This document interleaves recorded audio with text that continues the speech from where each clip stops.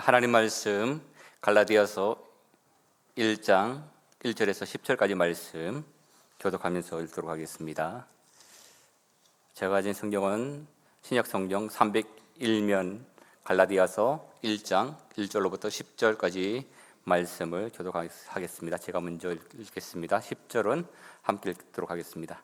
사람에게서 난 것도 아니요 사람으로 말미암은 것도 아니요 오직 예수 그리스도와 그를 죽은 자 가운데서 살리신 하나님 아버지로 말미암아 사도된 바울은 함께 있는 모든 형제와 더불어 갈라디아 여러 교회들에게 우리 하나님 아버지와 주 예수 그리스도로부터 은혜와 평강이 있기를 원하노라. 그리스도께서 하나님 우리 아버지의 뜻을 따라 이 약한 시대에서 우리를 건지시려고 우리를 죄를 대속하시기 위하여 자기 몸을 주셨으니 영광이 그에게 세세토록 있을지어다. 아멘. 은혜가 우로 같이 속이 떠나 다른 복음을 따르는 것을 내가 이상하게 여기노라. 다른 복음은 없나니 다만 어떤 사람이 너희를 교란하여 그리스도의 복음을 변하게 하려 함이라. 그러나 우리나 혹은 하늘로부터 온 천사라도 우리가 너희에게 전한 복음 외에 다른 복음을 전하면 저주를 받을지어다.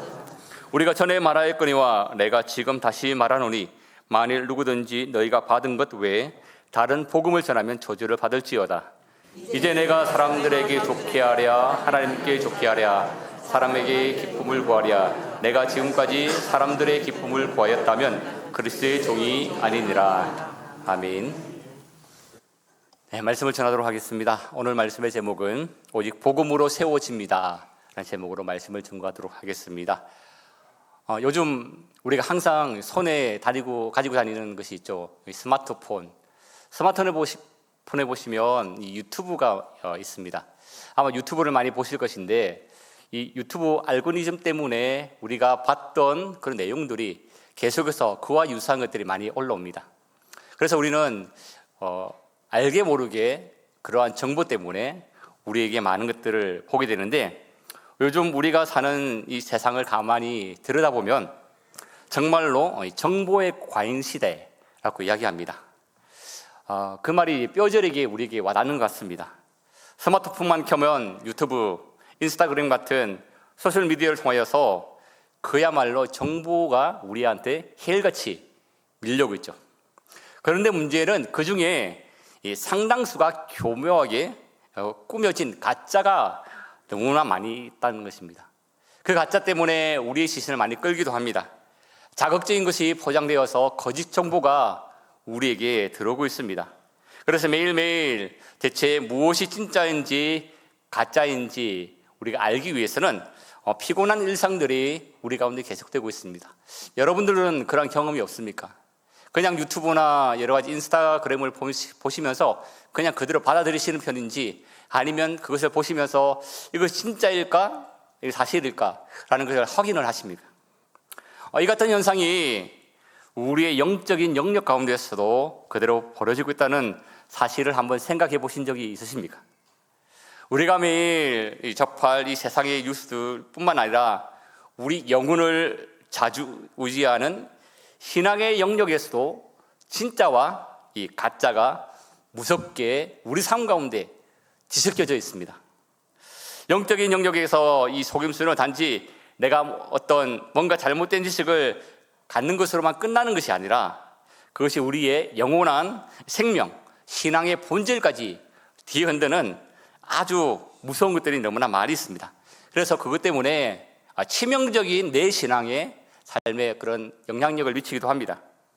오늘 우리가 보는 이 갈라디아서는 현재 터키 중부 지역에 속해져 있습니다. 그리고 바울이 1차 전도 때 더베나 루시디아나 인고니안 지역을 다니면서 복음을 전가하였고 교회를 세운 아주 유명한 지역입니다. 그런데 바울이 그곳을 떠나고 얼마도 채 되지 않아서 아주 충격적인 소식이 바울에게 들려집니다.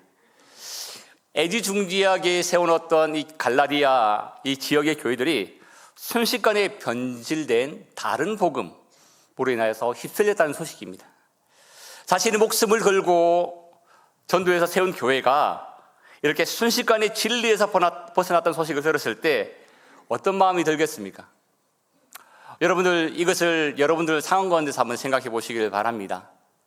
여러분들 상황 가운데 정말로 애지중지하게 키웠던 그런 자녀들, 아니면 나의 애지중지하게 만들었던 물건들, 그것이 깨어지거나 아니면 그 자녀들이 어긋난 길로 간다면 여러분들 마음은 어떻겠습니까?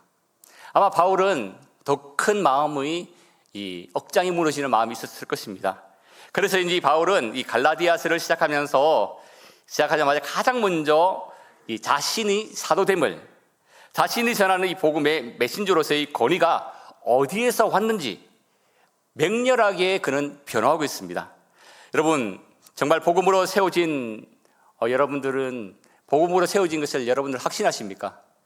여러분들이 예수 그리스도로 말미암아 여러분들이 지금 이 자리에 계신 것을 확신하고 있으십니까? 네. 오늘 우리는 이 선고된 이 복음을 생각하면서 우리가 다시 복음으로 세워지는 오늘 이 자리에 있는 우리 온천제일교회 여러분들이 되시기를 주님의 이름으로 간절히 축원드립니다. 첫 번째는 복음으로 세워진 사람입니다. 우리가 사는 이 세상은 권력 있는 사람들의 이 추천이 참으로 큰 도움이 되는 세상입니다. 그래서 권력이나 존경받는 사람을 아는 것이 우리가 살아갈 때 큰 힘이 될 때가 있습니다. 또한 회사에서 이 회장이 어떤 사람의 실력이나 됨됨이를 보고 가만히 있겠습니까? 너무나 그 사람이 필요한 사람이다 느끼게 된다면 그냥 특채로서 뽑게 됩니다. 자신의 회사에 영입하여 귀한 자리를 내주게 됩니다. 또한 높은 자리에 있지 않다 하더라도 주변 사람들이 그 사람들의 탁월함을 보고 추천을 하고 그리고 그 사람을 이제 쓰도록 그렇게 권면합니다. 여러분, 이전에 우리나라 국민 드라마였던 허준 아마 기억하실 겁니다.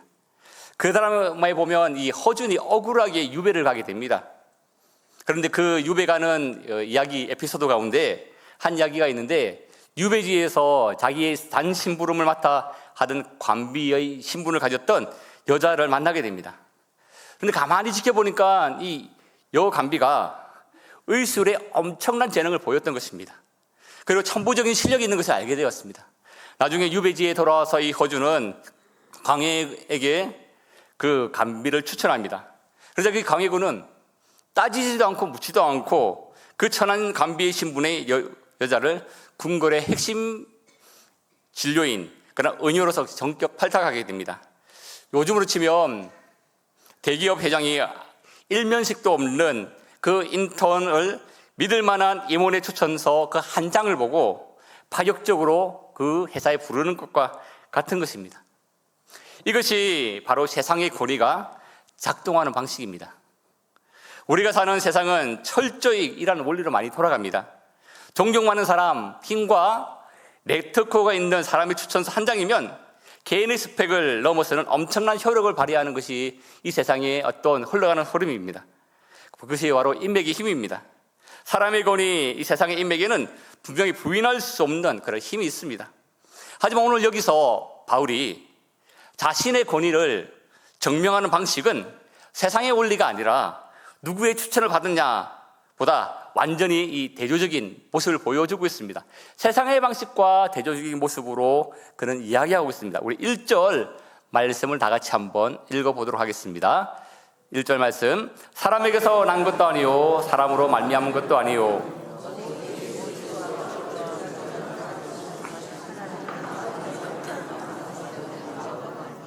네, 여기서 무엇이라 말씀합니까? 사람의 추천서나 세상의 유력한 자들의 준 그 위임장이 아니라 오직 십자가에서 죽으시고 부활하신 예수 그리스도께서 직접 자신을 다이렉트로 세웠다라고 이렇게 선포하고 있습니다. 이 복음이 왜 이렇게 강력한지를 이해하려면 이 과거 바울의 행적을 한번 우리가 살펴보면 될 것 같습니다. 우리가 잘 알듯이 바울은 어떤 사람입니까? 그는 철저하게 사람의 권위에 등에 업고 살았던 인물이었습니다. 그는 유대교에 정통한 사람이었고 율법에 정통한 사람이었습니다.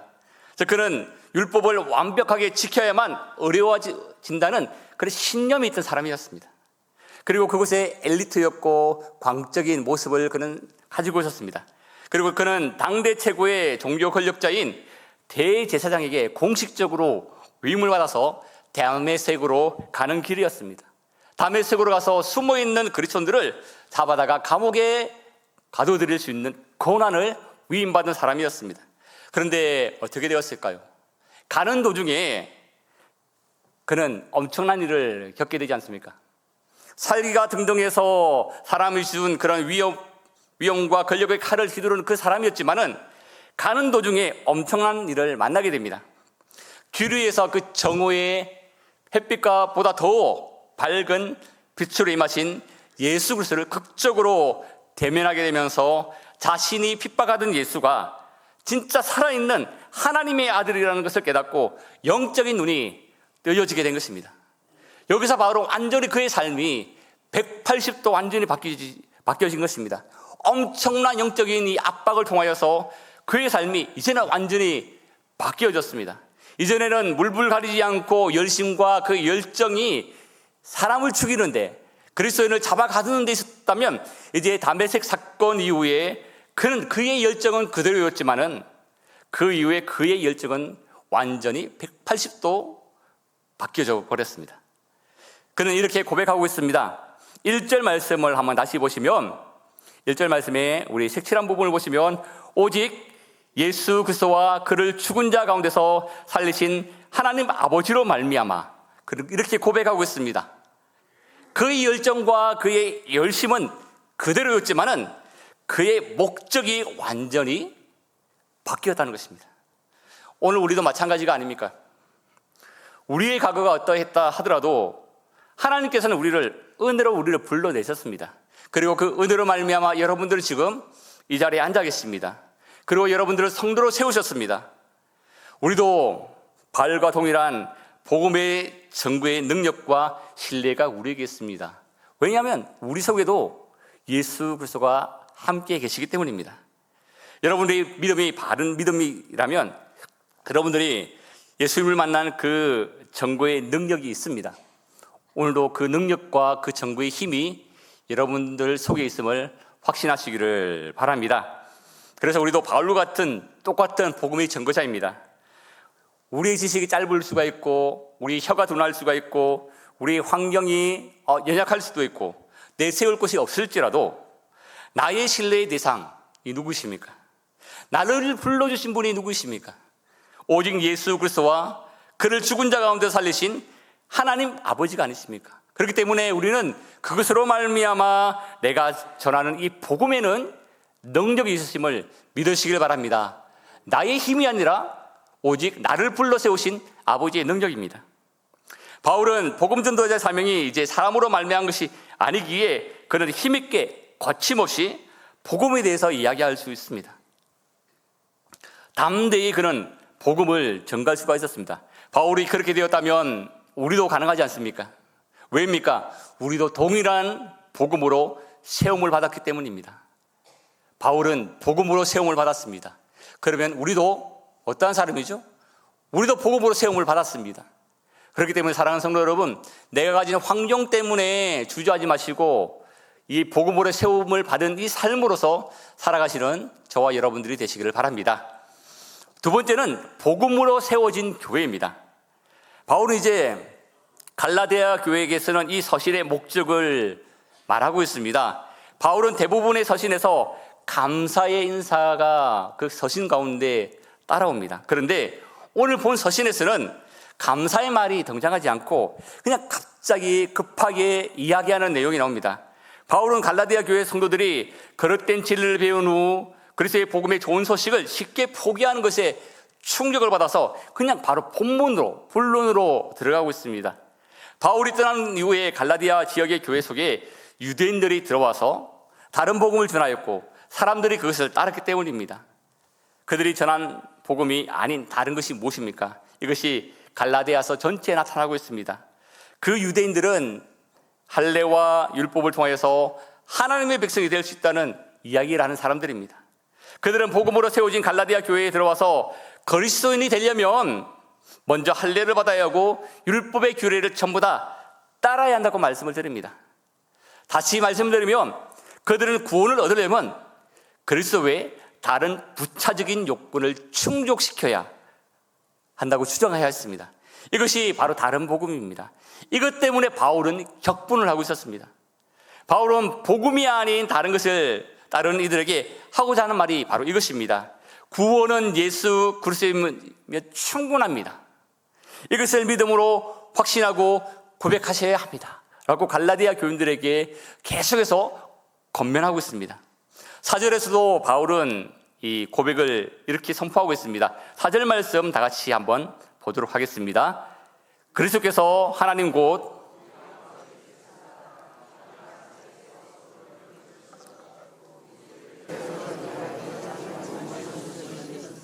아멘. 예수 그리스도는 유대인뿐만 아니라 모든 사람에게 구원을 주셨습니다. 즉 예수 그리스도는 오늘날 우리에게도 그 구원의 은혜를 선물로 주셨습니다. 구원을 얻는데 가장 필요한 요건은 무엇일까요? 그리스도를 믿는 믿음 아니겠습니까? 우리나라가 60년대와 80년대는 가난한 시대였습니다. 경제 회복과 새마을 운동이 한창이던 시대였습니다. 그 시대 때 아마 살아오셨던 아마 여러분들도 지금 이 자리에 많이 계십니다.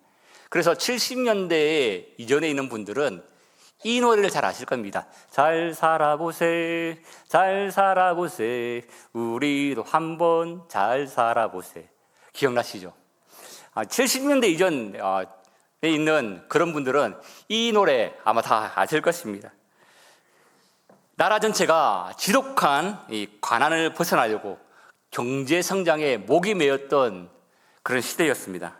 그리고 각 교회 강단에서는 그것을 벗어나기 위해서 폭발적으로 선포된 메시지 중에 하나가 무엇이냐면 기복신앙이었습니다. 번영신학이라고 합니다.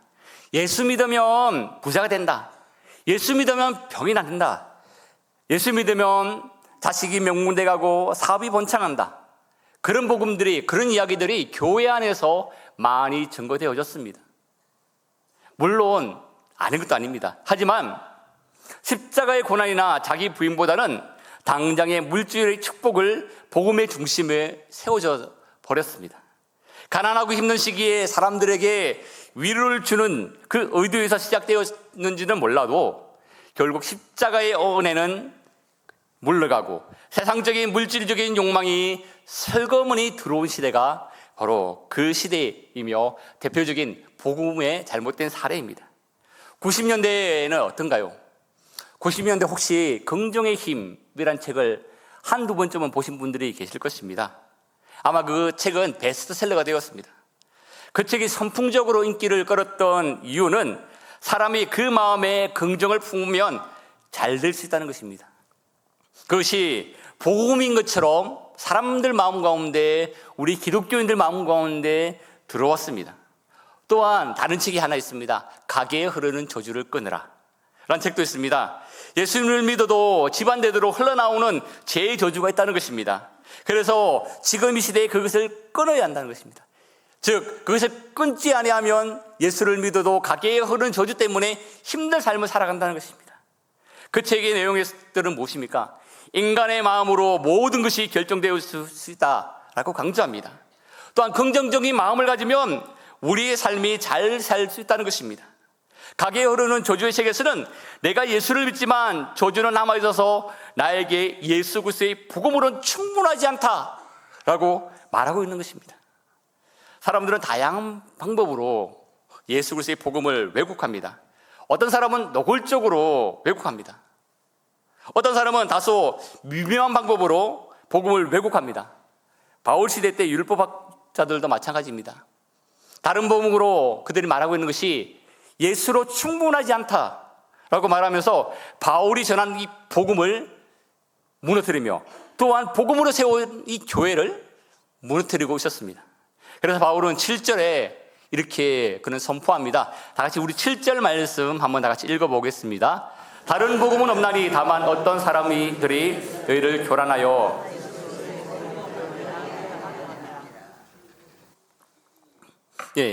그러나 우리나 혹은 하늘로부터 온 천사라도 우리가 너희에게 전한 복음 외에는 다른 복음을 전하면 저주를 받을지어다 라고 말하고 있습니다. 누구로부터 저주입니까? 그것은 하나님으로부터의 저주입니다. 오늘날 다른 복음이 무엇이고 다른 복음을 따르는 사람들은 어떤 사람들일까요? 여기서 다른 복음이란 당연히 이단을 말하고 있습니다. 그런데 교회 안에도 어떠한 모습이 나타나나요? 우리 현실은 어떻습니까? 우리가 십자가뿐만 아니라 우리 삶 가운데 혹시 내가 교회에 와서 말씀을 들을 때 성공적으로 이루어지는 삶, 성공의 복음, 아니면 번영의 복음, 아니면 축복, 아니면 합격, 승진, 취직, 이러한 것을 따른다면 어떻게 될까요? 물론 예수 그리스도를 믿으면 우리에게 은혜가 넘칩니다. 때로는 예수 그리스도를 통하여서 하나님께서 우리에게 은혜 주셔서 병도 치유받고, 또 하나님께서 우리에게 많은 은사를 주십니다. 그리고 우리는 그것을 통하여서 신앙의 좋은 경험을 합니다. 그리고 그 경험으로 말미암아, 그 체험으로 말미암아 하나님 앞에 더욱더 나아갑니다. 하지만 그것만을 따라간다면 우리 삶에 많은 문제가 생깁니다. 그냥 좋은 게 좋은 것이고 그냥 내버려 두게 된다면, 처음에는 좋은 것 같지만은 그냥 내버려 두면 결국 예수 십자가의 구원의 능력은 사라집니다. 사탄은 가짜를 진짜처럼 믿게 해서 우리를 무너뜨리려고 온갖 수법을 다 동원합니다. 그래서 우리의 신앙이 가짜인지 진짜인지 구별하지 못하게 만들어 결국 무너지게 만드는 것이 사탄의 전략입니다. 노골적으로 와서 하는 것보다 아주 은밀한 가운데 와서 우리를 유혹하고, 우리를 헷갈리게 하고, 우리를 어지럽게 하고, 우리를 혼돈스럽게 합니다. 예수를 말한다 해서 다 바른 말씀이 아닙니다. 예수 그리스도 이야기한다 하더라도 복음과 떨어진 이야기를 하면 그 말씀은 말씀과 교회의 기능을 잃게 만듭니다. 바울은 이 갈라디아 교회를 향하여 말하고 있는 것은 오직 복음으로 세워진 교회, 즉 예수 그리스도의 십자가, 그것은 충분한 구원의 은혜라고 말하고 있습니다. 사랑하는 성도 여러분, 예수 그리스도의 십자가의 복음 속에 늘 거하시길 바랍니다. 우리의 삶 가운데 놓지 말아야 할 것은 예수 그리스도의 복음의 십자가의 은혜입니다. 이 복음을 듣는 것을 기뻐하시길 바랍니다. 이 복음이 전거되어질 때 또한 그 속에 우리 가운데 회개를 일으키게 하는, 또한 우리의 삶 가운데 죄를 지적하게 하는, 회개를 더 독려하는 그러한 말씀이 전거되어질 때 우리는 거부하지 아니하고 그 말씀을 받아들임을 통해서, 말씀을 통해서 나를 관찰하시고 말씀 앞에 우리가 나아가는 그런 삶을 살아나가야 바로 우리가 복음으로 세워지는 것입니다. 세 번째는 다시 복음으로입니다. 그러므로 바울은 만일 자신이 사람을 좋게 하고 사람에게 기쁨을 구하거나 인기를 얻기 위하여 다른 복음을 전하였다면 그리스도의 종이 아니라고 말합니다. 우리는 신앙생활하면서 사람을 기쁘게 할 것인가, 아니면 하나님을 기쁘시게 할 것인가? 이 갈라디아서 1장 10절에서 바울이 던지는 이 핵심적인 질문입니다. 많은 교회 성장의 철학이 사람의 기호와 필요를 따라 찾아내는 마케팅 접근을 많이 하는 그런 곳이 많이 있습니다. 이 세상 사람들이 다가가기 위해서 그들의 안목을 맞춰서 접근을 많이 하고 있습니다. 이 폴 워셔 목사님은 이 복음이라는 책에 이런 이야기를 실었습니다. 과거 미국 교회 청년들과 학생들이 주일학교에 엄청나게 몰려왔던 그 부흥의 시기가 있었습니다. 교회마다 청년들 모으기 위해서 그들이 좋아하는 피자 파티와 록 음악으로 화려한 예배, 그리고 재미있는 놀이 문화와 편의점 같은 프로그램들을 엄청 쏟아부었습니다. 엄청나게 수다하였습니다. 그런데 그들이 대학을 가고 나서 사회 생활을 시작하면서 마치 썰물처럼 빠져나가게 되었습니다. 교회를 다 떠나가게 되었습니다. 그렇게 재밌게 교회를 다녔는데 왜 떠나게 되었을까요? 그들을 이끌고 끌어들이고 교회에 오게 한 것은 좋습니다. 왜냐하면 그들을 통해서 교회에 끌어들이게 됩니다. 그러나 그들에게 이 교회에 나왔을 때, 하나님 말씀 앞에 나왔을 때 변하지 못한 것들이 그 미국 교회에 있었다는 것입니다. 그들이 교회를 떠난 이유는 교회가 재미없어서가 아니라 정작 세상의 거센 분파를 만났을 때 자신의 영혼을 지탱해 줄 진짜 복음의 진리를 배우지 못했기 때문입니다. 사랑하는 성도 여러분, 오늘날 우리 가운데 이 세상 가운데 풍파는 너무나 많이 있습니다. 그것은 우리 성도들뿐만 아니라 우리 주일학교 학생들도 많은 풍파의 그런 문제들이 많이 있습니다. 중고등학교 시절 때 이 졸업을 하고 대학을 나가다 보면 그들을 유혹하는 것들이 너무나 많이 있고 많은 문제에 부딪히지 않습니까?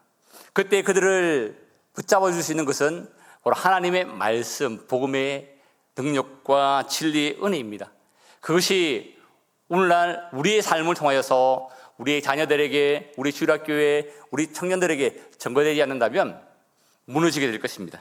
십자가가 무엇인지, 죄와 구원이 무엇인지 신앙의 뼈대를 세워주는 대신에 사람의 입맛에 맞춘 종교 생활만 제공할 때는 그 풍파 가운데 결국 다 무너지게 된다는 것입니다. 얼마 전 우리 교회에서도 말씀을 전거하셨던 남서울 은혜교회 원로 목사이신 이 홍정길 목사님께서 CBS 방송에서 이런 이야기를 한 적이 있습니다. 교회는 세상의 미랄이다 라는 주제로 대담을 나눈 적이 있었습니다. 인격적이고 성공적인 이 목회하셨던 목사님께서 하시는 말씀이 자신의 목회는 실패했다라고 말씀하신 적이 있습니다. 왜 실패했느냐라고 하면 그분은 시대의 롤모델이었던 미국의 대형 교회들의 성공적인 목회를 따라갔다는 것입니다. 그런데 이제 뒤를 돌아보니까 하나님께서 원하시는 것은 성공적이고 대형적인 그런 목회가 아니더라는 것입니다. 하나님께서 원하시는 것은 자신에게 주어진 복음을 충실히 자신의 삶 가운데서 살아내며 그 복음으로, 그 모습으로 복음을 전하는 것인 것을 깨달았던 것입니다. 교회가 그렇게 움직여져야 되는 것입니다. 오늘날 교회가 어떻게 나가야 하겠습니까? 오늘날 우리 교회의 성도가 어떻게 복음을 대하며 우리 살아가야 할까요? 바울은 이렇게 말하고 있습니다. 사람으로 말미암아 사도 된 것이 아닌 것 같이 바울은 오직 하나님의 십자가의 능력으로 바로 하나님을 만난 것 같이 우리가 받은 이 은혜는 하나님으로 말미암아, 복음으로 말미암아 된 것입니다. 복음이 나를 나되게 하였고 복음이 교회를 세웠으며 복음이 교회를 교회되게 하였습니다. 말씀을 맺겠습니다. 사랑하는 성도 여러분, 바울이 그토록 격렬하게 다른 복음을 배척했던 이유가 무엇입니까? 그것은 예수 십자가 외에 그 어떤 것도 우리에게 구원을 더할 수 없기 때문이었습니다. 여러분, 지금 우리 시대에 이 복음이 하는 것들이 우리 가운데 너무나 많이 둘려져 있습니다. 우리 삶 가운데 때로는 나의 성공을 이끄는 것들, 나의 번영을 이끄는 것들, 그리고 어떤 신비주의적인 것들, 그리고 때로는 예수님만으로 충분하지 않고 예수 외에 플러스라고 외치는 그러한 유혹의 목소리들이 우리 가운데 너무나 많이 있습니다. 오늘 우리는 이 모든 가짜의 포장지들을 하나씩 벗어던져버리고 가정과 일터와 학교와 그 어느 곳에 있든지 나에게는 오직 예수 그리스도의 십자가의 은혜가 아니면, 그 십자가 은혜 하나면 충분하다, 그 순수하고 강력한 복음의 반석 위에 우리는 다시 올라서야 합니다. 우리의 과거가 어땠든, 여러분의 현재가 어떠하든 복음으로 세워진 여러분들에게는 능력이 있습니다. 그 복음이 여러분들을 살게 하셨고, 그 복음이 여러분들을 이 자리에 있게 하셨고, 그 복음으로 다시 하나님께서는 살게 하십니다. 이 확신을 가지고 담대하게 복음을 전가하시고 그 복음 가운데 예수 십자가 그것만 바라보며 나가시길 바랍니다. 혹시 여러분들의 신앙생활 가운데 복음이 아닌 다른 것들이 자리 잡고 있지는 않습니까? 복음보다 축복, 십자가보다 성공, 은혜보다 나의 어떤 이 헌신적인 것들, 그걸 통해서 뭔가 인정받으려고 하지는 않습니까? 지금 이 시간 우리는 다시 우리 심령 가운데 십자가의 복음, 오직 예수 그 십자가 앞으로 나아가셔서 나를 살게 하셨던 그 복음의 감격을 다시 회복시키시고, 그 복음이 나를 세우시듯이 이 복음이 교회를 세우고 이 복음이 다시 나를 십자가 앞으로 이끈다는 것을 회복하시면서 이 시대에 필요한 예수 그리스도의 그 은혜 가운데 살아가는 저와 여러분들이 되시기를 주님의 이름으로 간절히 축원드립니다. 살아계신 하나님 아버지, 오늘 우리의 삶 가운데 너무나 알게 모르게 들어오는 세속적인 방법들이 너무나 많이 있습니다. 세속의 유혹들도 있고 세상의 방법들도 있습니다. 그 가운데 우리가 세상의 가치관에 빠져서 하나님의 말씀이 아닌, 복음이 아닌 다른 곳에 치중할 때가 많이 있습니다. 하나님, 그러한 것을 우리가 분별하며 우리 속에 그러한 것들을 전부 다 끄집어내어서 던져버리게 하여 주시고, 오직 다시 한번 우리를 살게 하신 예수 그리스도의 은혜 가운데 살아가는 우리 모든 심령, 그리고 우리 교회 되게 하여 주시옵소서. 살아계신 예수님의 이름으로 기도드리옵나이다. 아멘.